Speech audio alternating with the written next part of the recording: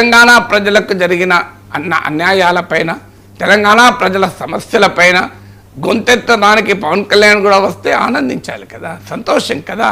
ఇప్పుడు తెలంగాణలో మరో ప్రతిపక్ష పార్టీ వచ్చి ప్రభుత్వాన్ని ప్రశ్నించి ఒక ప్రజా సమస్యలపైన నిలదీస్తే తెలంగాణ ప్రజల సమస్యలు పరిష్కారం అయితే అంతకన్నా కావాల్సింది ఏంటి? అందులో ఎన్డీఏలో కీలక భాగస్వామి, జాతీయ బీజేపీ నాయకత్వంతో సత్సంబంధాలు ఉన్న నాయకుడు తెలంగాణ సమస్యలపైన మాట్లాడితే చాలా సంతోషం కదా. నిజంగా అవకాశం కూడా మంచి ఆలోచన అది. ఎందుకంటే ఇప్పుడు ఐటీఐఆర్ ప్రాజెక్ట్ రావాలి హైదరాబాద్కు. గతంలో యూపీఏ ప్రభుత్వం ఇచ్చింది, ఇన్ఫర్మేషన్ టెక్నాలజీ ఇన్వెస్ట్మెంట్ రీజన్.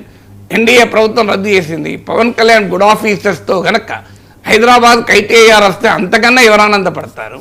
ఇప్పుడు హైదరాబాద్కి ఐఏఎం రావాలి.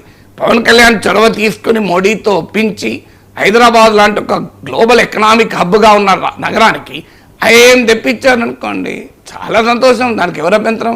బయ్యారం స్టీల్ ప్లాంట్ రావడం లేదు, మీకు బయ్యారం స్టీల్ ప్లాంట్ పవన్ కళ్యాణ్ తెప్పించారనుకోండి, అంతకన్నా సంతోషం ఏముంటుంది?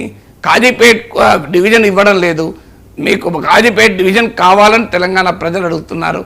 పవన్ కళ్యాణ్ అశ్విని వైష్ణవ్ దగ్గరికి వెళ్ళి, మోడీ దగ్గరికి వెళ్ళి తెలంగాణకు కాజీపేట్ డివిజన్ కావాలి, ఎప్పటి నుంచో ఉన్న డిమాండ్ ఇవ్వండి అని ఇప్పించారనుకోండి, అంతకన్నా ఆనందం ఏముంటుంది తెలంగాణ ప్రజలకు?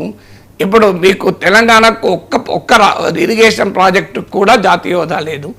ఆంధ్రప్రదేశ్కు న్యాయంగా దక్కాల్సింది విభజన చట్టంలో భాగంగా పోలవరంకు జాతీయ హోదా వచ్చింది, దానికి ఎవ్వరికీ అభ్యంతరం లేదు. కర్ణాటక కూడా ఒక ప్రాజెక్టు జాతీయ హోదా ఇచ్చారు, తెలంగాణకి ఇవ్వాలి. అన్యాయం ఏంటంటే